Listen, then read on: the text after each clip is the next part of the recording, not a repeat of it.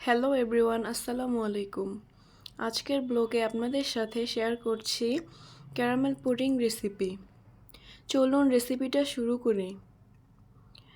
Caramel pudding recipe বানাতে আমি প্রথমে 1 লিটার দুধ নিয়েছি। দুধটা বলক চলে আসলে চুলার আঁচটা লো করে বসিয়ে রাখবো। দুধটা আমি অনেকক্ষণ জাল করে একদম ঘন করে নেব। এখন আমি ক্যারামেল বানাবো। ক্যারামেল তৈরি করার জন্য চুলায় একটা প্যান বসিয়ে দিলাম। এর মধ্যে চিনি দিলাম। চিনি দিয়ে চুলার জালটা লো আঁচে রেখে চিনিটা নেড়ে চেড়ে গলিয়ে নেব।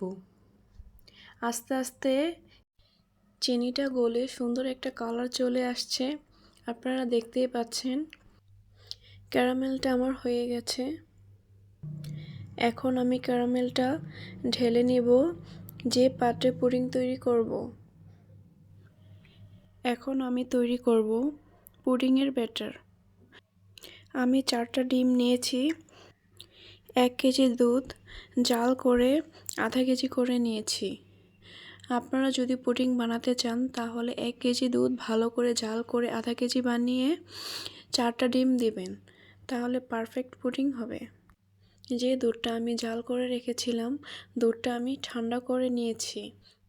এখন দিব চিনি পরিমাণ মতো আর কনডেন্স মিল্ক।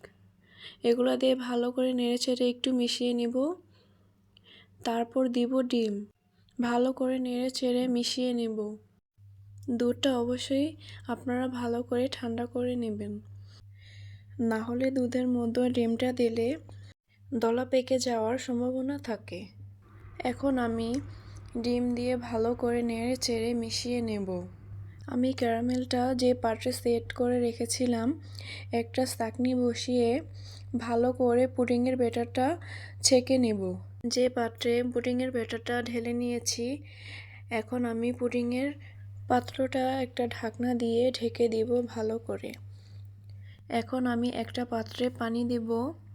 পানিটা একটু গরম হয়ে আসলে একটা স্ট্যান্ড বসিয়ে পুডিংয়ের বাটিটা বসিয়ে দিব।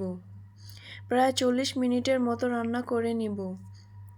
প্রায় 40 মিনিট পর একটা কাঠি দিয়ে চেক করে দেখব পুডিংটা হয়েছে কিনা। যদি কাঠিতে পুডিংটা একটু লেগে আসে তাহলে কিছুক্ষণ রান্না করে নিতে হবে। আমার পুডিংটা হয়ে গেছে, দেখতেই পাচ্ছেন। কাঠিতে একটুকুও লেগে নেই পুডিং। আমার পুডিংটা হয়ে গেছে। তো এভাবে তৈরি হলো আজকের ক্যারামেল পুডিং রেসিপি। আজকের মতো এখানেই শেষ। পরের ব্লগে আবারও নতুন কিছু নিয়ে দেখা হচ্ছে আপনাদের সাথে।